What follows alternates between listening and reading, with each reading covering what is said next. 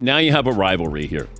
Angel Reese wants to be Draymond Green, but there's nothing about her game that's really interesting. Here we have a burgeoning rivalry. Angel Reese is aiming to emulate Draymond Green, yet her play lacks the captivating elements that could draw in casual viewers or those indifferent to the WNBA.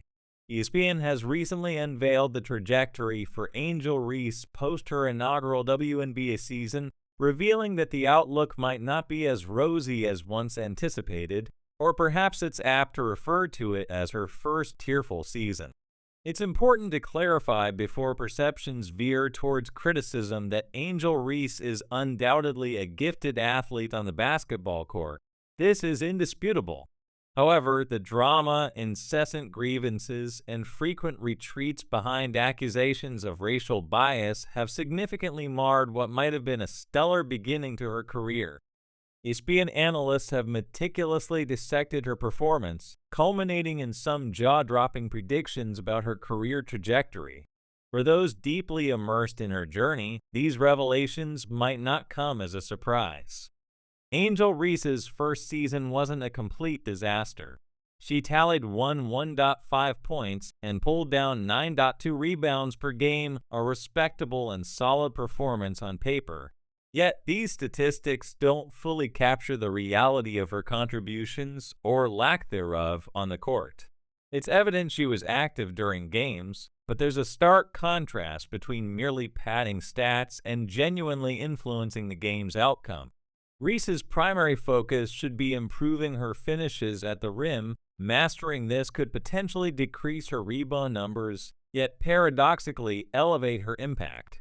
Her shooting accuracy presents a bigger concern. With a shooting percentage of only 39% from the field, most of these attempts near the basket, her effectiveness pales, especially when compared to peers like Caitlin Clark, who effortlessly sinks shots from considerable distances with greater efficiency.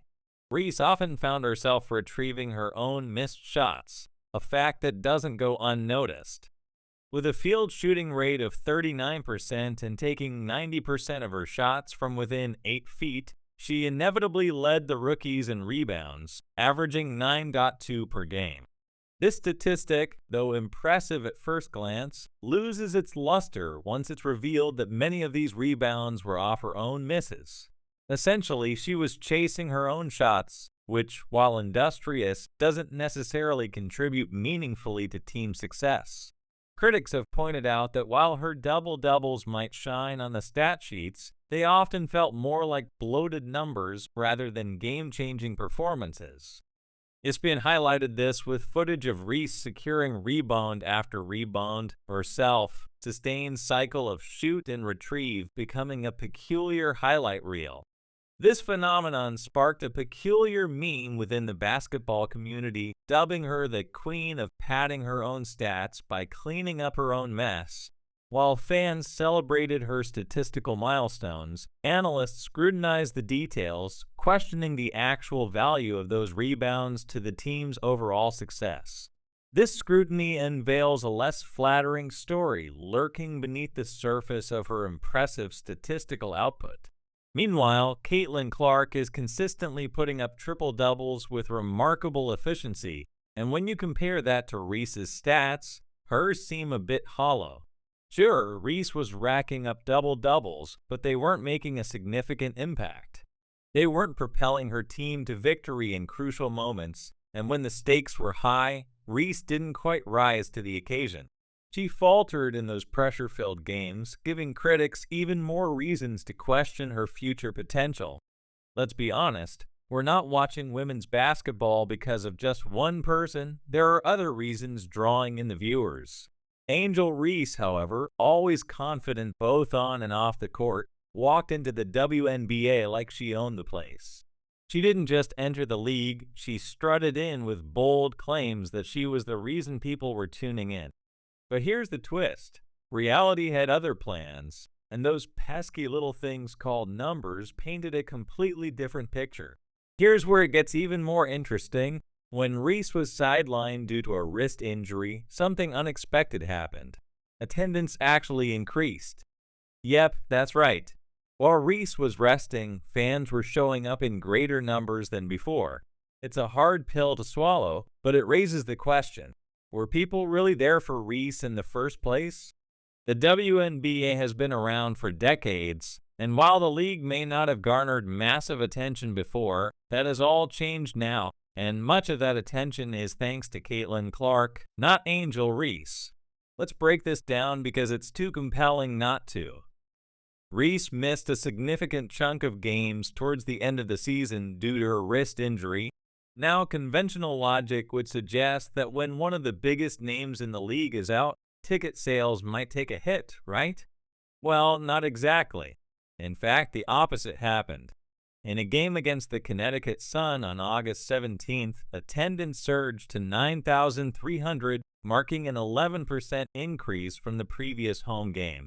Fans weren't just continuing to show up, they were showing up in even greater numbers.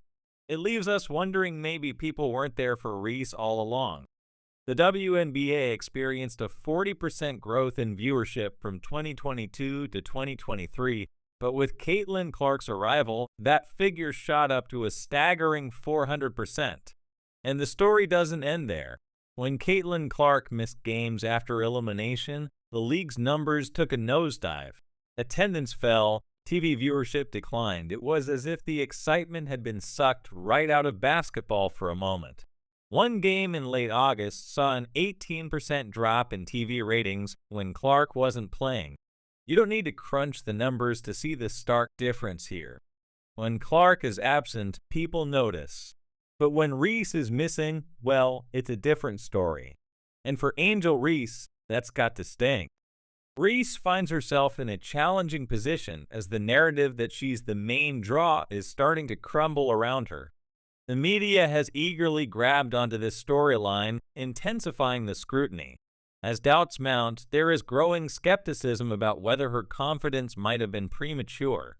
Despite her bold claims of being a superstar, her initial season failed to impress statistically, and now even the attendance figures are undermining her claims. Angel Reese, who played for a team with a poor record of 13 wins to 27 losses, missed out on the playoffs, witnessed the dismissal of their coach, and was sidelined herself for the final 6 games of the season due to an injury. In stark contrast, Caitlin Clark participated in all 40 games, propelled the Indiana Fever to their best season since 2015, and led the league in assists while averaging close to 20 points per game. The difference between the performances of the two rookies is glaring and does not cast Reese in a favorable light. As Clark becomes the WNBA's new darling, Reese is caught in a limbo where her bravado does not reflect her actual performance on the court.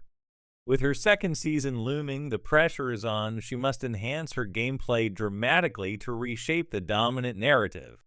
At present, the buzz surrounding her fails to align with her on-court achievements. Reese's bold declarations seem to drown out her actual sportsmanship, and the statistics harshly reflect this reality. She has also faced criticism for her behavior towards officials, adding another layer to her growing list of challenges. The narrative of what started as a straightforward rivalry between Caitlin Clark and Angel Reese has quickly morphed into an intense scrutiny of Reese's flaws. While Clark has been setting records and leading her team to the playoffs, Reese's contributions have felt more like fleeting highlights rather than significant impacts.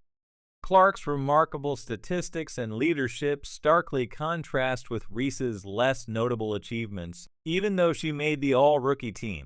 This difference was particularly evident when Reese was ejected from a game, a moment that felt almost too perfectly orchestrated to fit the WNBA storyline.